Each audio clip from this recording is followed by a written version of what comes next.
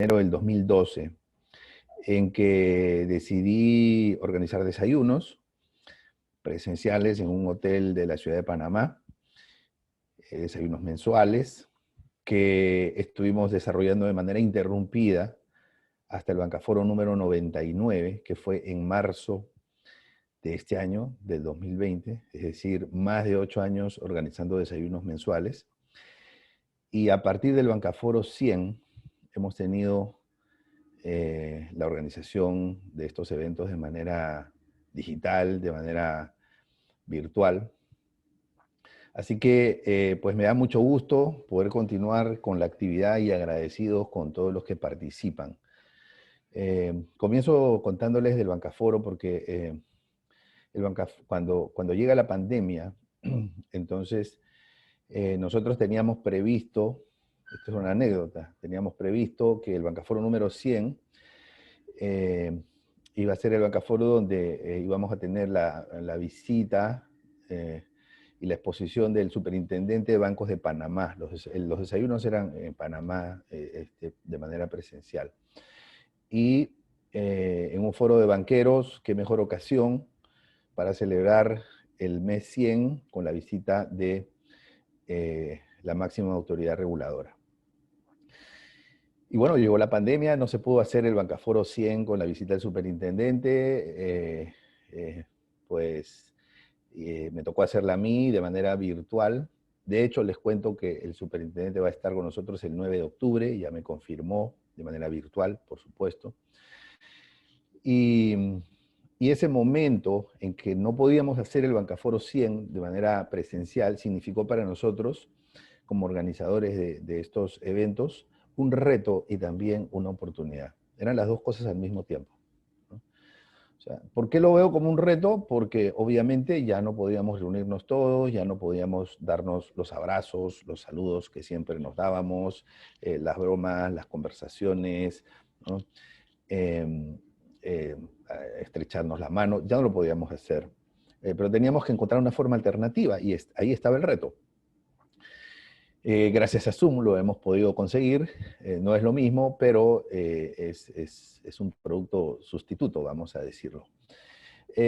Por otro lado, en mi misión personal de llevar información a toda la audiencia que tengo y a mis amigos y colegas, pues se veía interrumpida por esta situación. Pero de esta forma, de la manera virtual, pudimos resolver ese reto. Pero también era una oportunidad, ¿no? Era una oportunidad de ganar eficiencia. ¿Por qué? Porque una de las cosas que nos pasaba es que el desayuno duraba 1 hora, pero muchas veces teníamos que esperar hasta 20 minutos o a veces más al valet parking del hotel para que nos traiga el vehículo, ¿no? Entonces, al final, el tiempo que se destinaba a estos foros no era solamente el de la hora del desayuno, sino desayuno charla, sino que era probablemente otra hora más entre viaje, espera del vehículo, entonces eran 2 horas. De manera que eso nos permitió ganar eficiencia, también economizar, porque obviamente los desayunos los hacíamos en el Hotel Marriott y pues había un costo, ¿no? De manera que cuando se dan los retos, también paralelamente surgen las oportunidades. Y eso mismo yo creo que pasa en todos los sectores, o sea, todos los sectores donde estén, hay retos, hay oportunidades.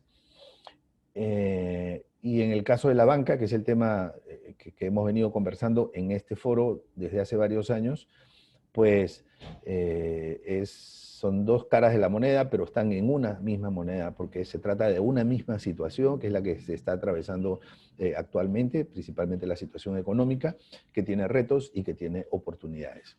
Entonces, de esa manera vamos a dar inicio agradeciendo a todos ustedes por su presencia aquí en el Bancaforo. Entonces, comenzamos con nuestra agenda, ¿no? Entonces yo he considerado que hay 4 retos y oportunidades, ¿no? Son simultáneos. Son retos, por un lado, y por otro lado también son oportunidades. Primero, entender y adaptarse a la nueva economía, ¿no? Esto, afortunadamente, no solamente es para la banca, sino es para todos los sectores económicos y para todas las actividades. O sea, todos requieren una readaptación.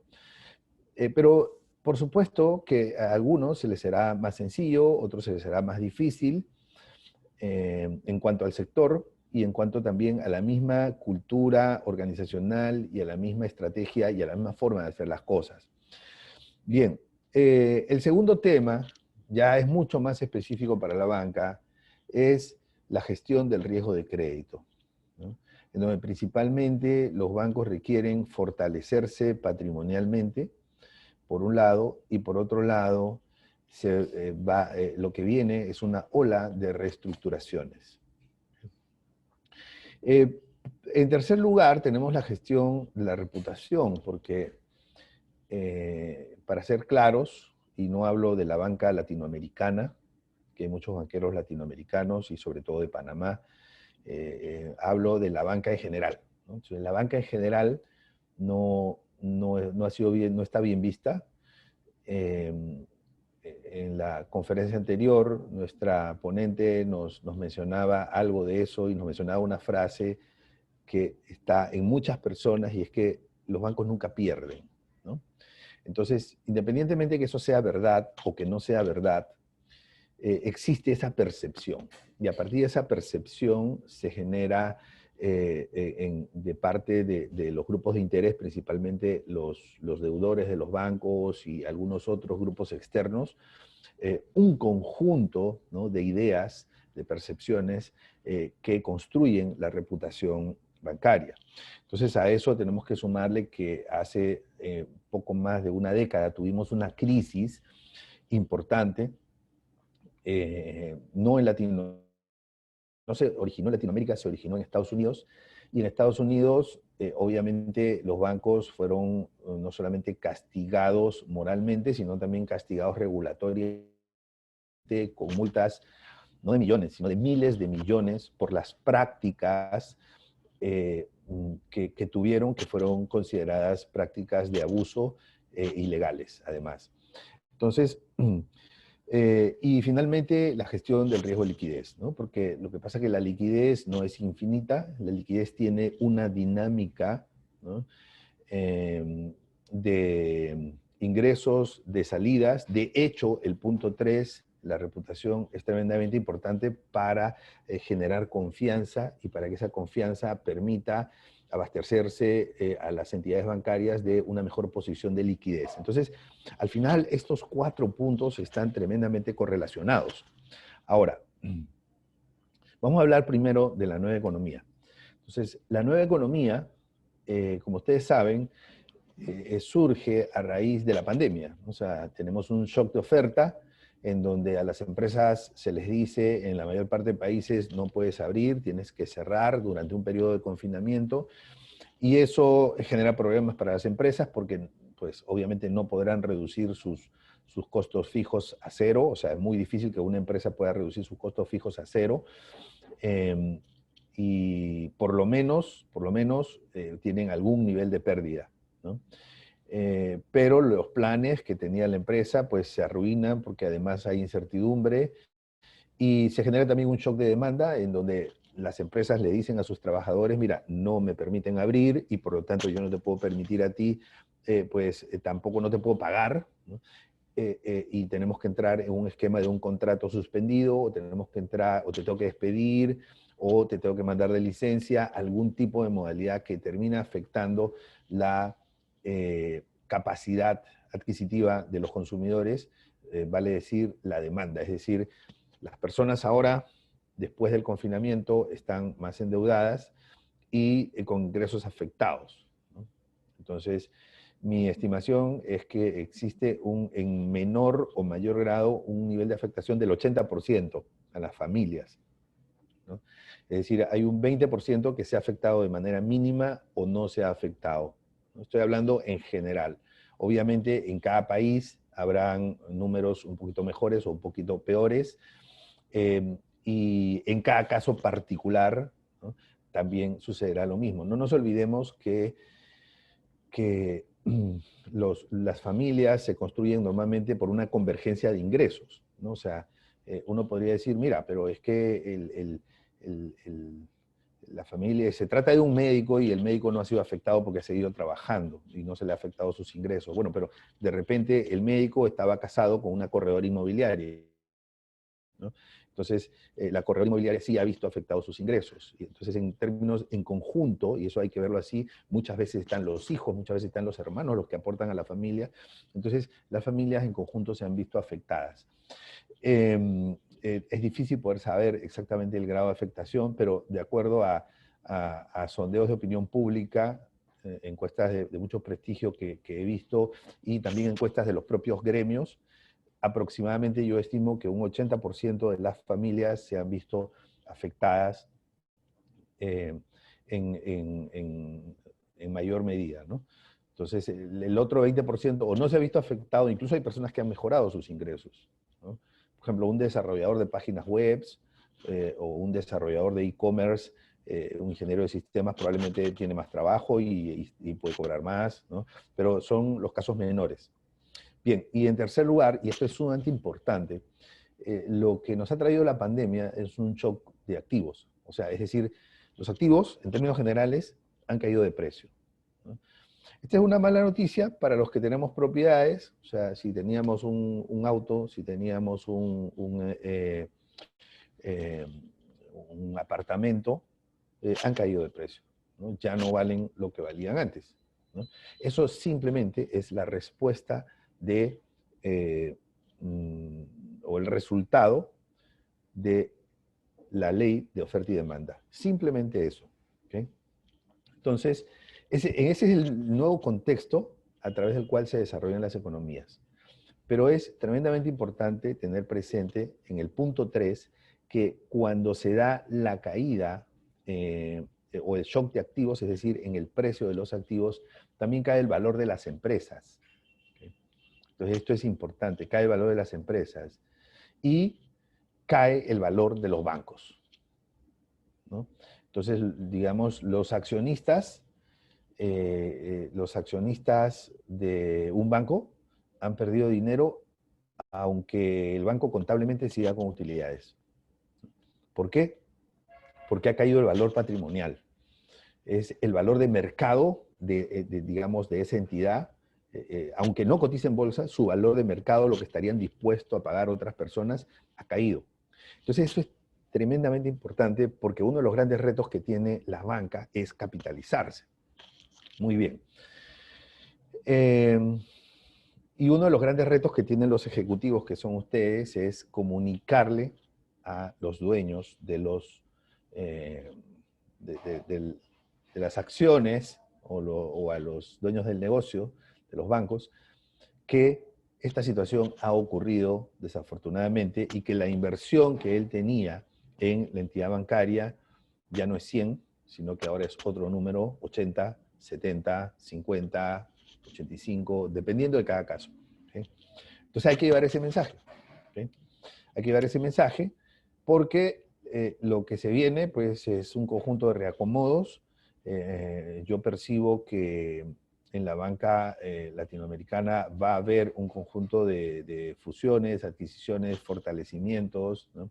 En algunos casos más que otros.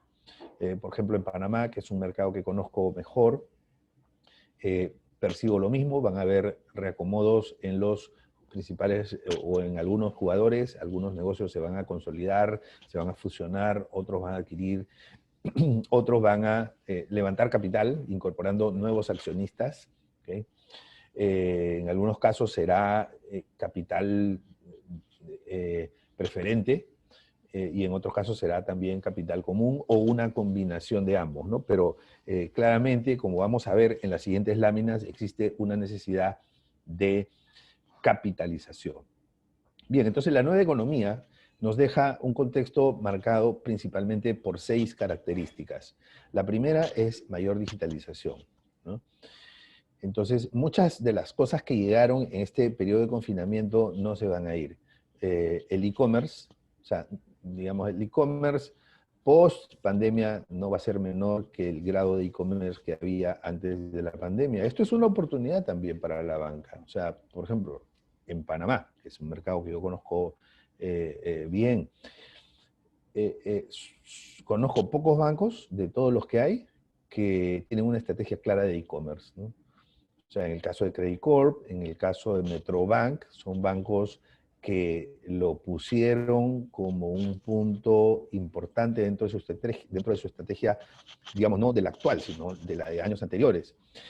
Y eso hoy día les está dando beneficios porque están permitiendo, están conectando mejor con sus clientes para una mejor relación y una mayor interacción, y también están sacando provecho de los productos de e-commerce o los servicios que facilitan el e-commerce a sus clientes.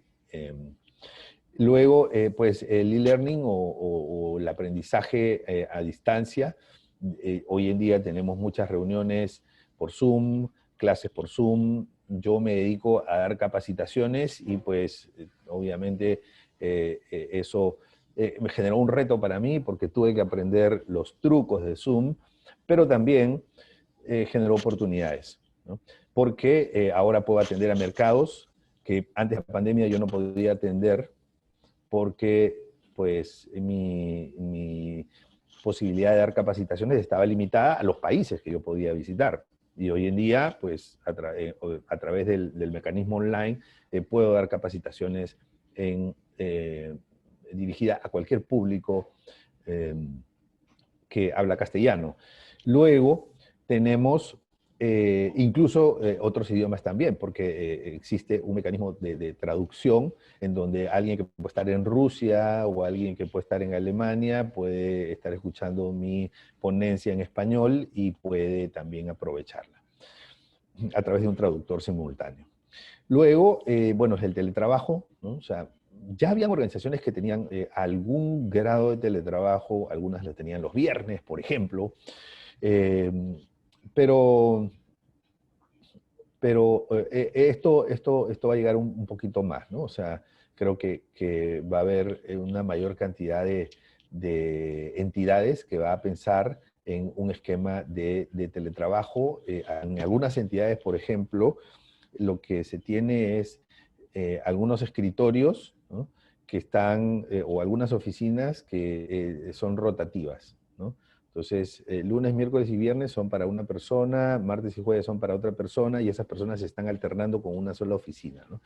Entonces, y luego los trámites digitales. Hace poco nos solicitó un cliente una carta de referencia bancaria, y la carta de referencia bancaria la tramitamos con un banco en Panamá vía WhatsApp, ¿no? O sea, vía WhatsApp hicimos todo, pues obviamente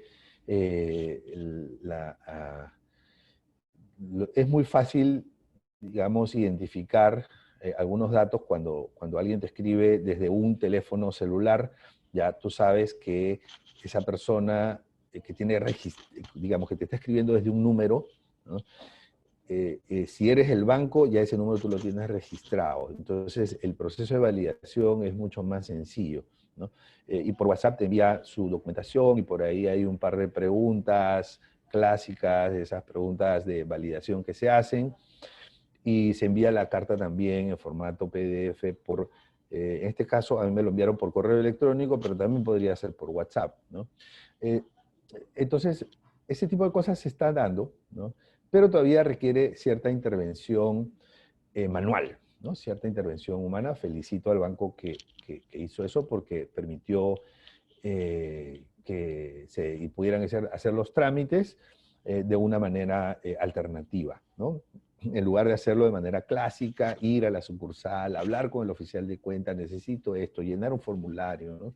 Entonces, son retos y oportunidades, o sea, son retos porque algo hay que hacer, o sea, esas cosas hay que reestructurar los procesos, ¿no? Pero son oportunidades porque ganamos eficiencia, pero todavía se puede hacer un poco más.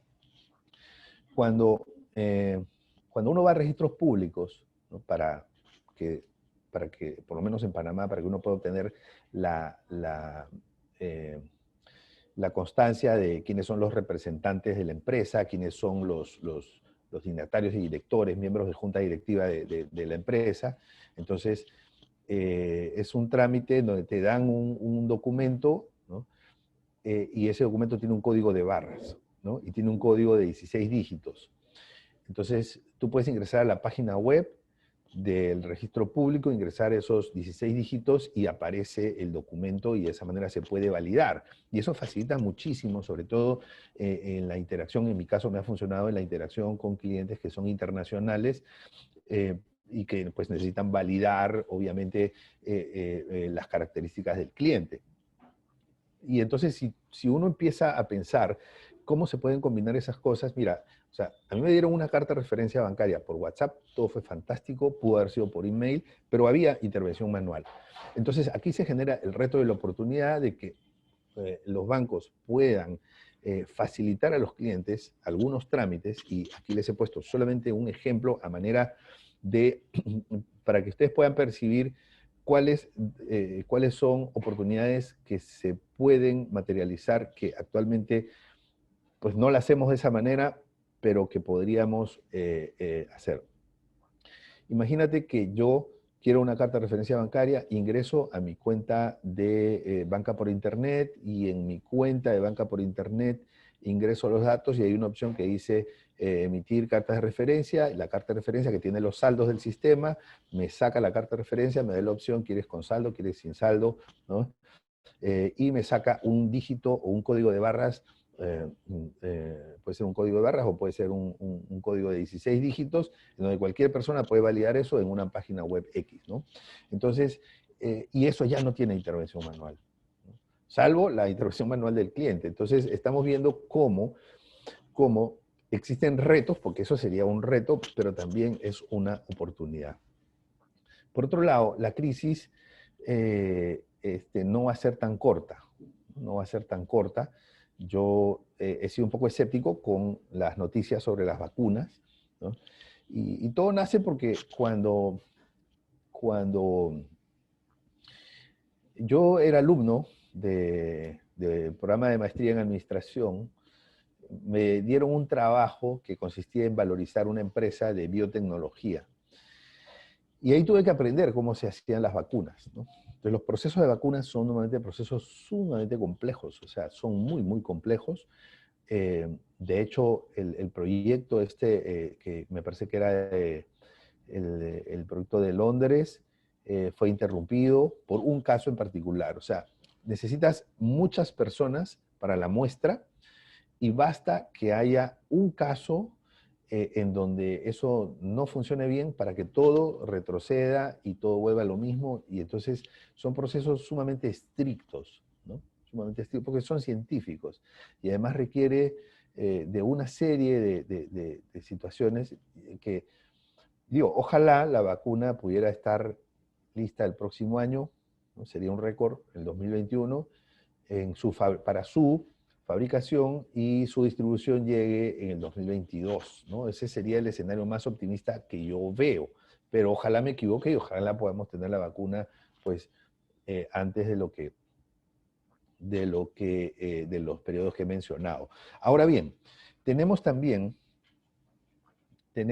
que muchos de los cambios, ¿no?, van a ser más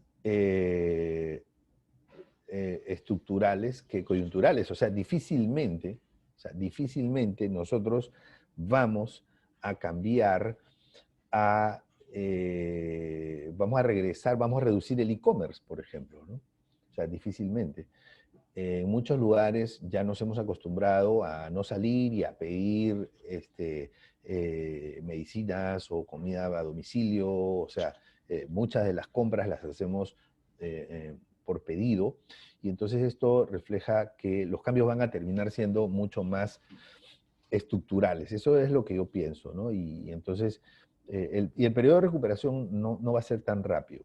Pero hay algo importante que va a incidir en la recuperación, hablo de país, y es que los países que venían con una senda de crecimiento, como por ejemplo República Dominicana venía creciendo, van a tener mayores posibilidades de recuperar ese crecimiento, ¿no?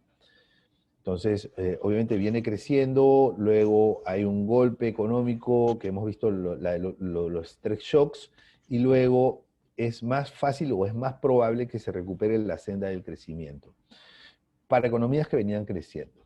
Pero cuando las economías venían decreciendo o venían desacelerándose, es mucho más difícil recuperar, digamos, la senda del crecimiento, porque digamos, o sea, son dos cosas las que se combinan, ¿no? Y es una combinación perfecta, porque es, por un lado, la disminución del dinamismo económico, y por otro lado es un acelerador del golpe, que es la pandemia. Entonces, y ese es un ejemplo, digamos, por ejemplo, Panamá, ¿no?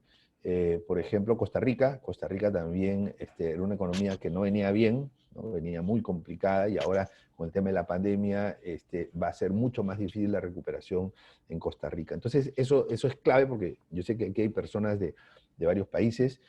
En el caso de mi país, que es Perú, en Perú va a ser,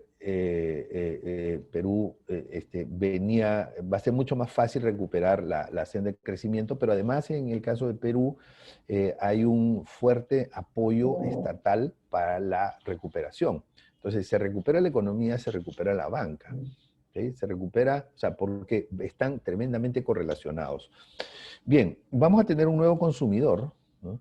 Más austero, más cauteloso, más endeudado, definitivamente más endeudado. Muchas de las familias que se vieron afectadas, yo les hablé de este 80% que estimo, de familias que se vio afectadas. Muchas de esas familias han cubierto su afectación en los ingresos a través de deuda. No todas, porque probablemente un grupo importante tenía ahorros, pero otro grupo lo cubrió con deuda. Y también una menor capacidad de consumo, porque desafortunadamente las tasas de desempleo en todos los países latinoamericanos ha aumentado, o va a aumentar, o está aumentando. Entonces, hay una afectación a los ingresos familiares, también hay nuevos patrones de consumo, ¿no? Desafortunadamente, hay casos de familias que están retirando a sus hijos de los colegios privados, ¿no? Para matricularlos en colegios estatales, ¿no? O sea, entonces, se están dando esos casos debido a que se ha afectado la capacidad de compra, la capacidad de consumo, la disponibilidad de ingresos por parte de las familias. Y por otro lado también va a haber un menor acceso a financiamiento, o sea, por dos lados, ¿no? O sea, primero porque hay menores ingresos por parte de las familias, pero también porque pues los bancos van a tener algunas restricciones de liquidez, y así como los consumidores van a estar cautelosos, los bancos también van a estar cautelosos. Entonces, las posibilidades que tenían las familias de cubrir alguna de sus necesidades con mayor deuda ya en esta nueva economía serán mucho más difíciles y estarán restringidas. Por otro lado, y este punto 5 me parece sumamente importante, es el de los nuevos precios.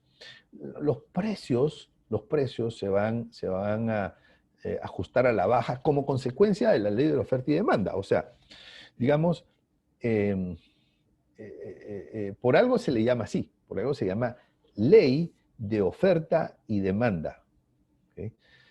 Porque funciona siempre, ¿no?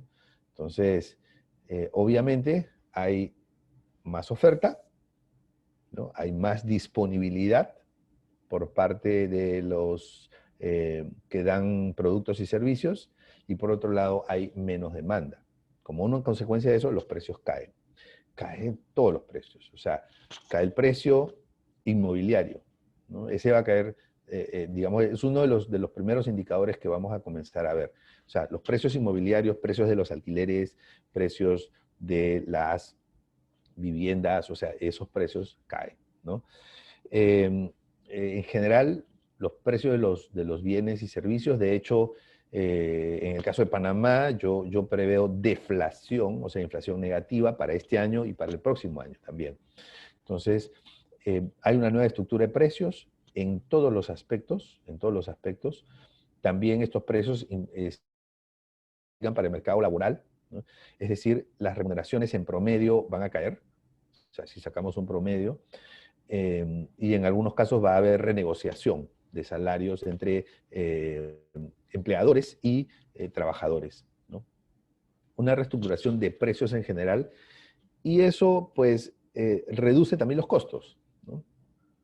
Permite que las empresas tengan mayores posibilidades de sobrevivencia, las que están en situación difícil, ¿no? Pero en general hay un reacomodo de los precios, ¿no?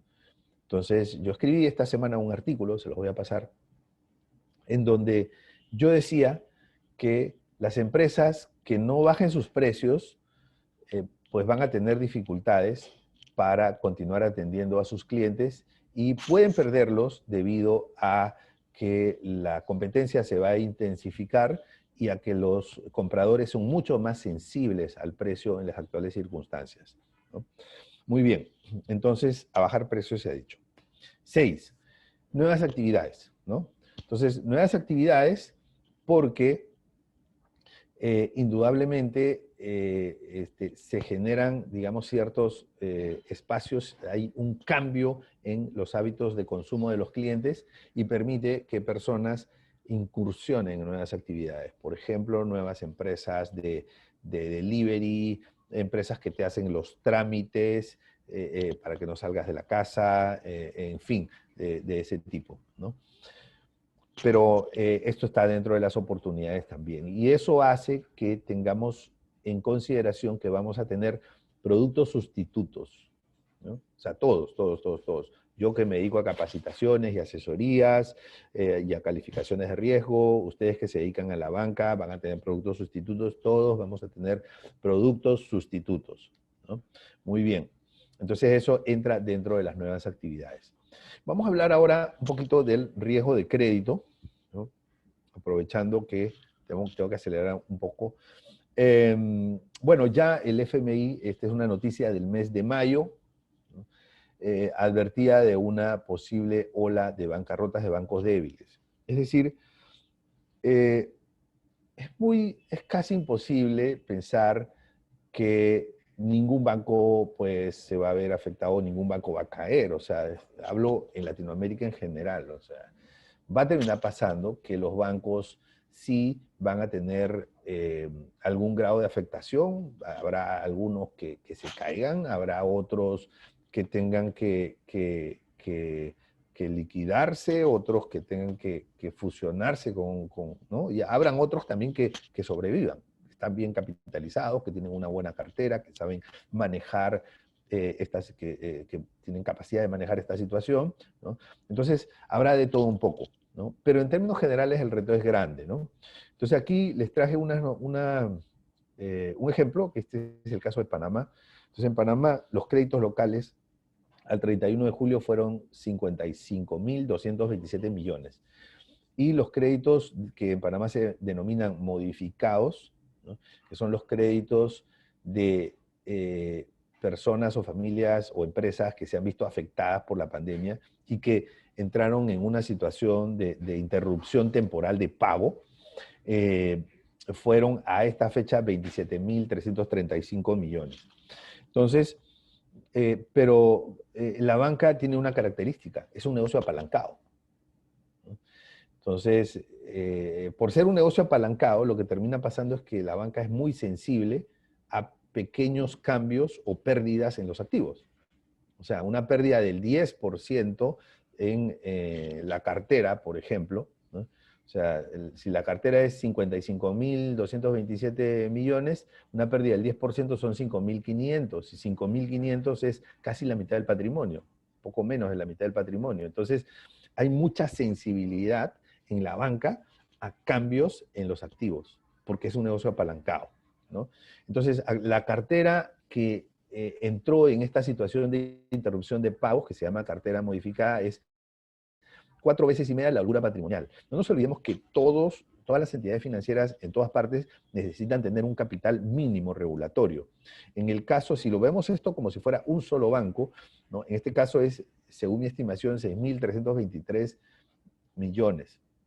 Entonces existe una holgura patrimonial, un excedente patrimonial, que está alrededor de 6.075 millones, ¿no? Entonces, cuando nosotros comparamos esos 6.075 contra el tamaño de la cartera modificada, pues obviamente hay una desproporción y eso se resuelve de varias formas. La primera forma es que los clientes se arreglen, ¿no? Y que esos de 27.000 se arreglen, pues, 20.000, ¿no? Por los 7.000, pues probablemente se va a tener que cargar a pérdida, parcial o total, ¿no? Muy bien. O se carguen a pérdida y se recupere algo por garantías, en fin. Entonces, esa es la primera opción, que los clientes se recuperen. Pero esa es, digamos, algún cliente, 1, 2 o 5 se podrán recuperar rápidamente, pero el grueso no, porque, digamos, estamos ante un problema sistémico. ¿Okay? Entonces es difícil pensar que toda esta recuperación va a venir rápida. ¿Okay? Muy bien.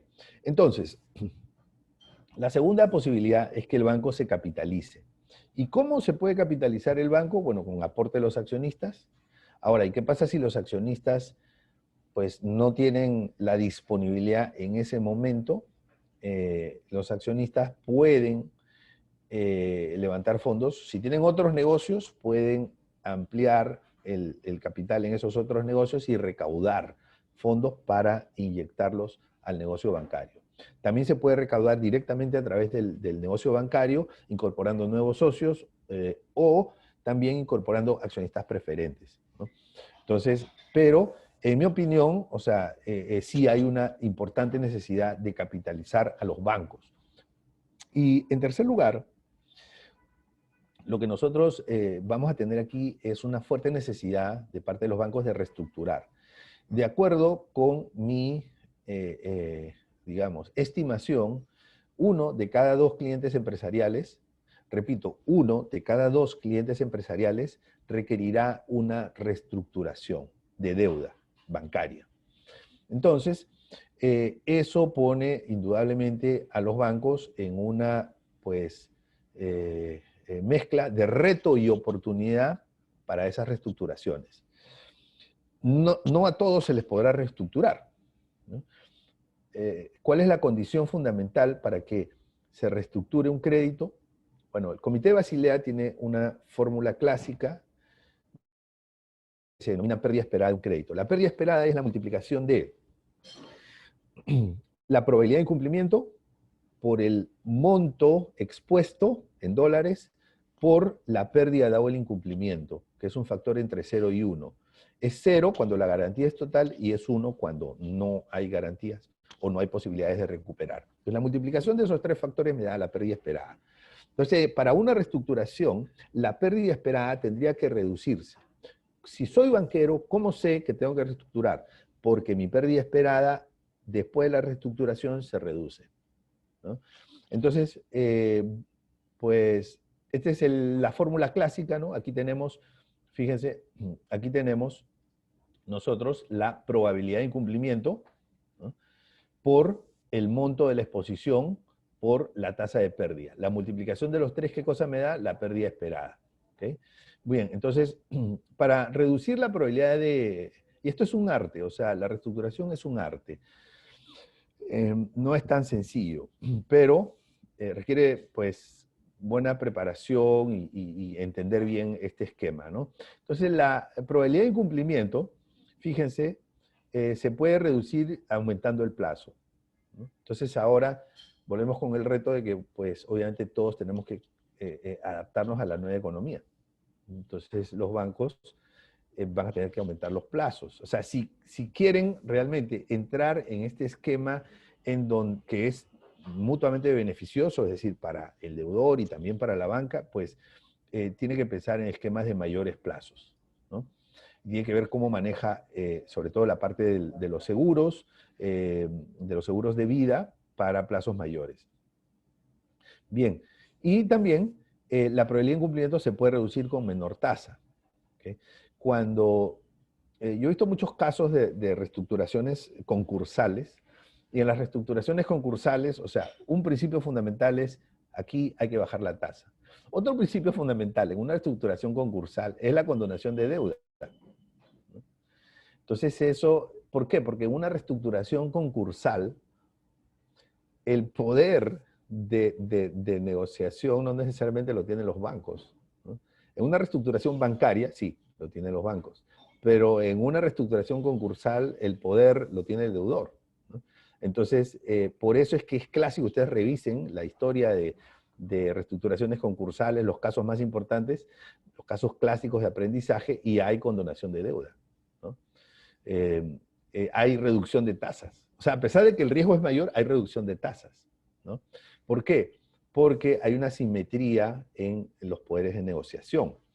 Entonces, también, obviamente, como les dije, si se amortiza la deuda o si se hace un aporte de capital, se puede reducir el monto de la exposición. Por eso, una de las condiciones que muchos bancos ponen para hacer una reestructuración crediticia es, ok, te voy a aumentar el plazo, de acuerdo, pero ¿cuánto vas a amortizar? ¿No? ¿Cuánto vas a reducir?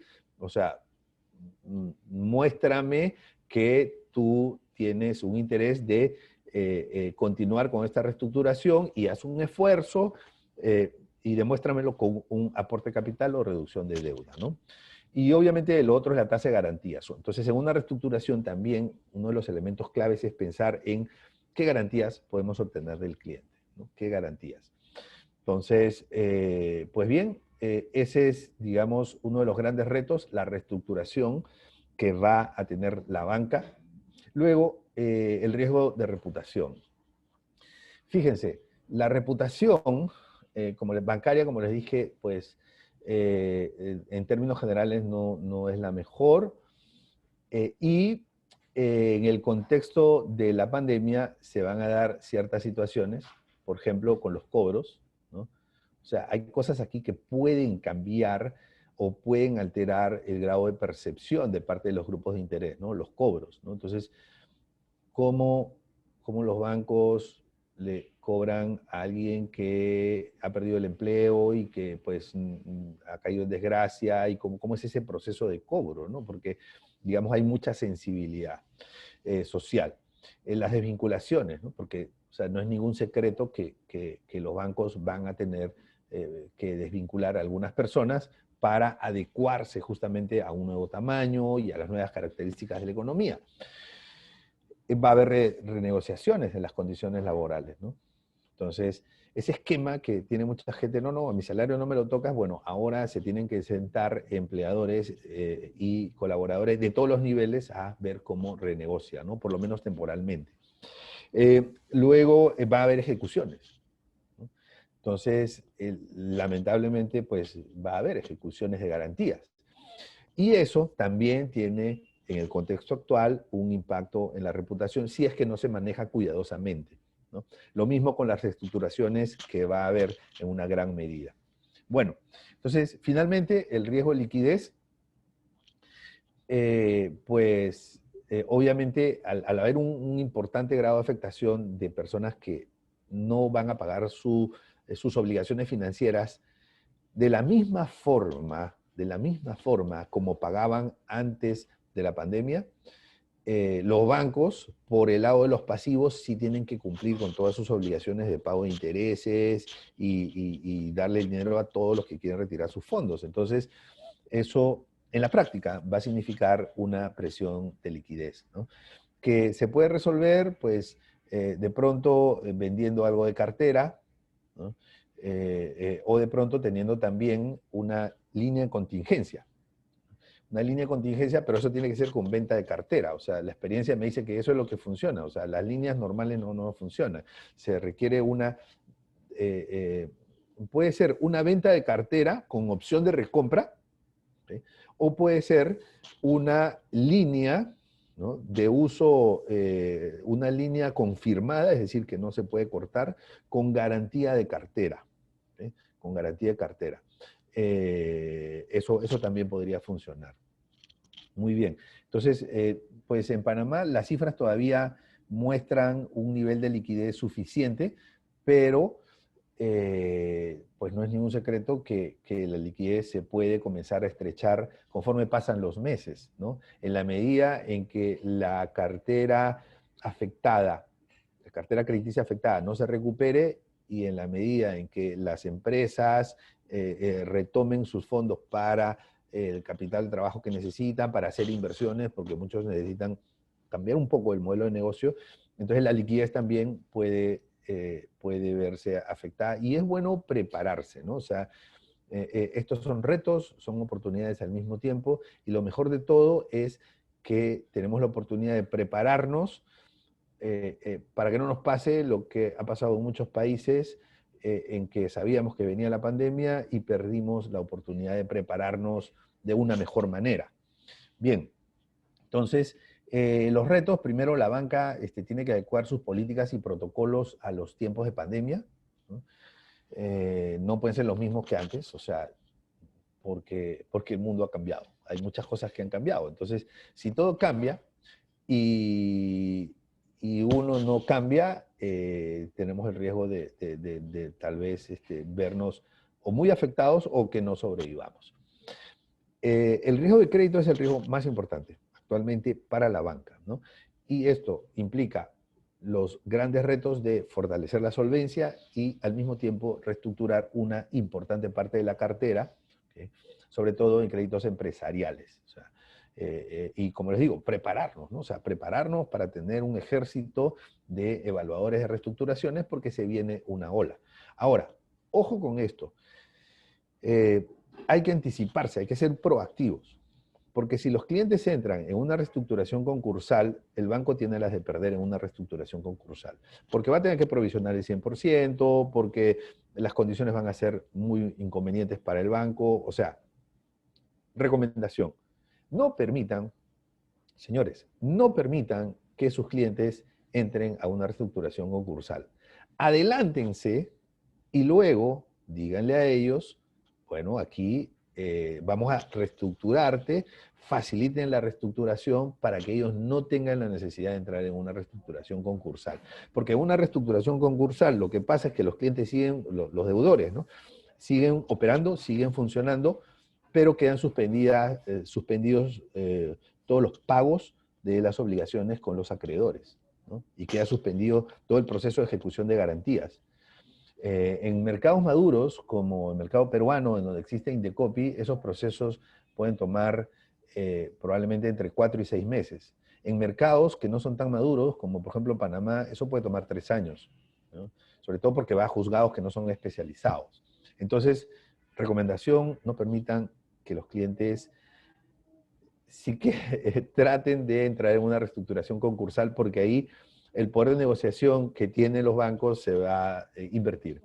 Bien, los bancos requieren ser muy cuidadosos con el manejo de su reputación, muy cuidadosos.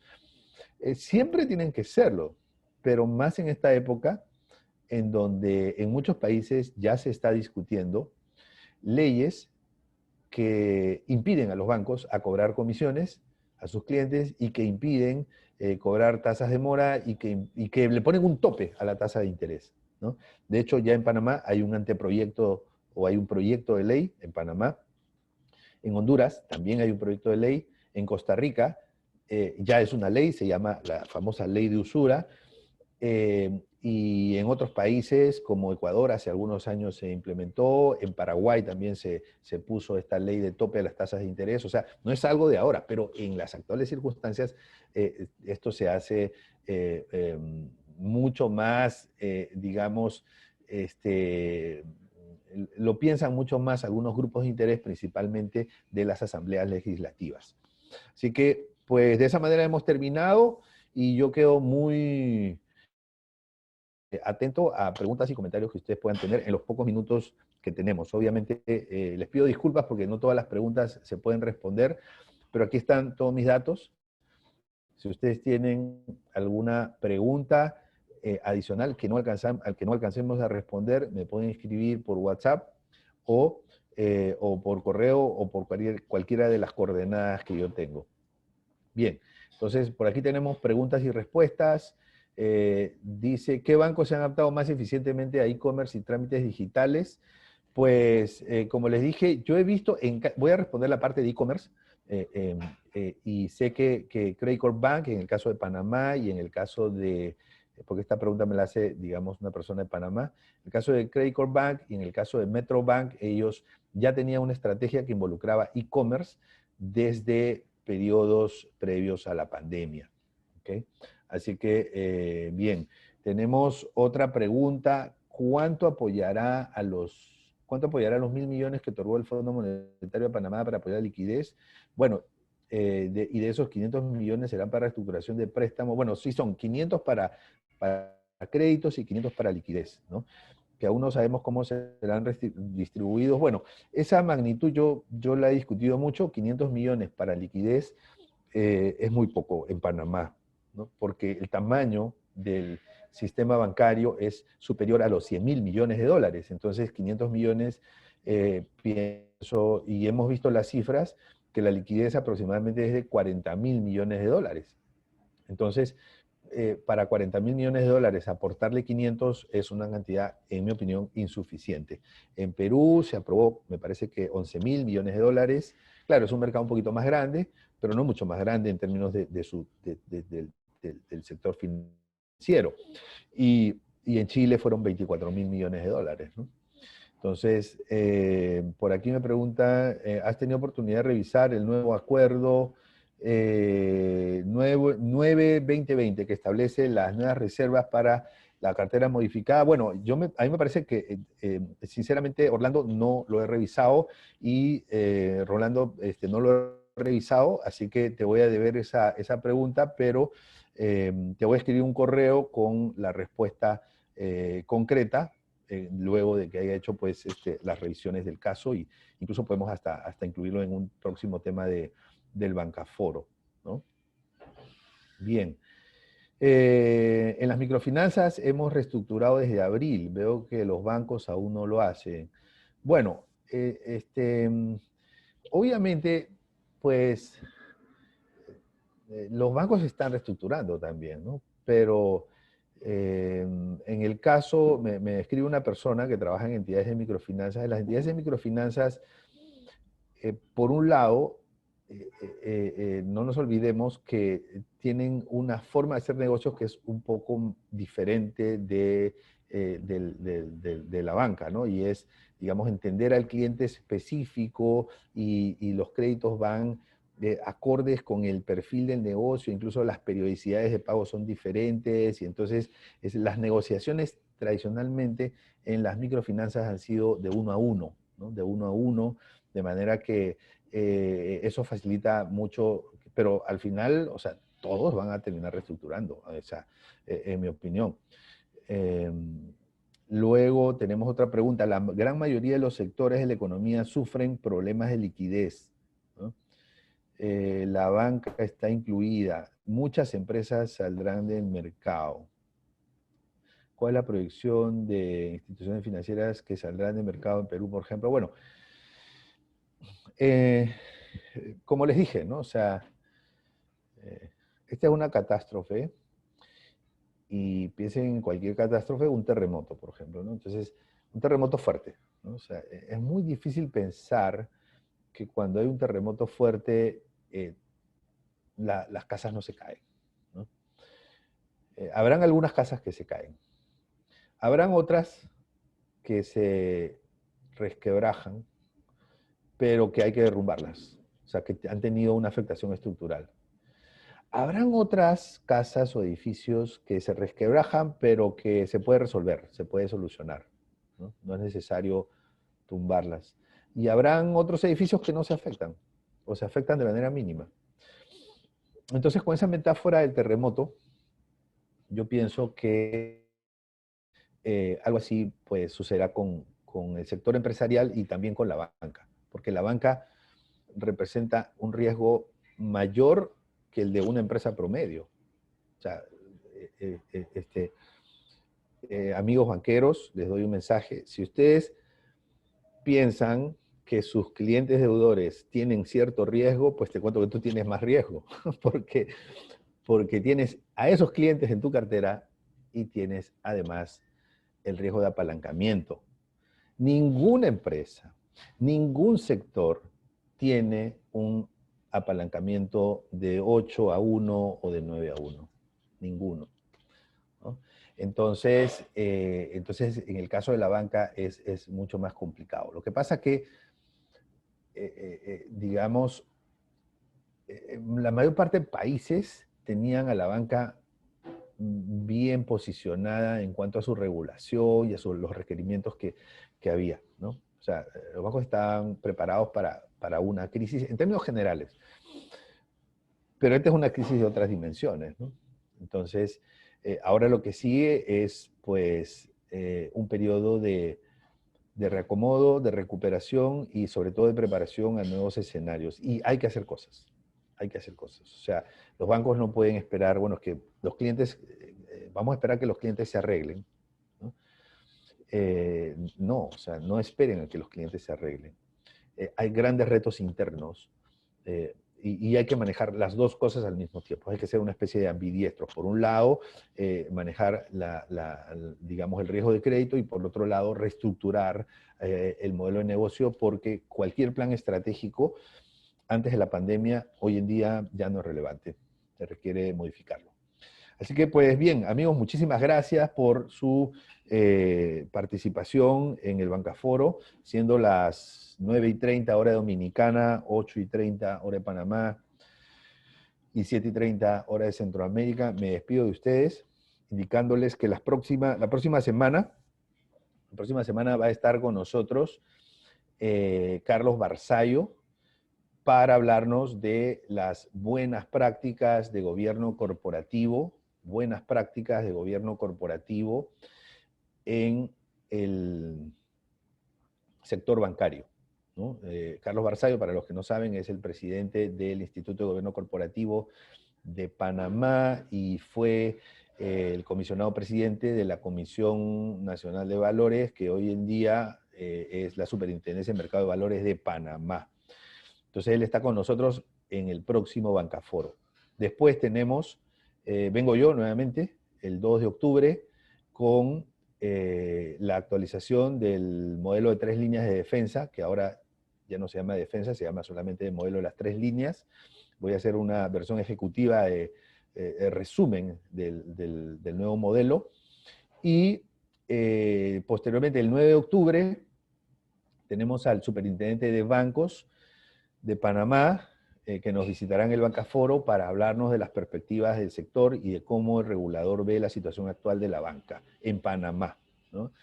Aunque el tema es muy panameño, los amigos de otros países de Latinoamérica están cordialmente invitados a ese evento. ¿Okay?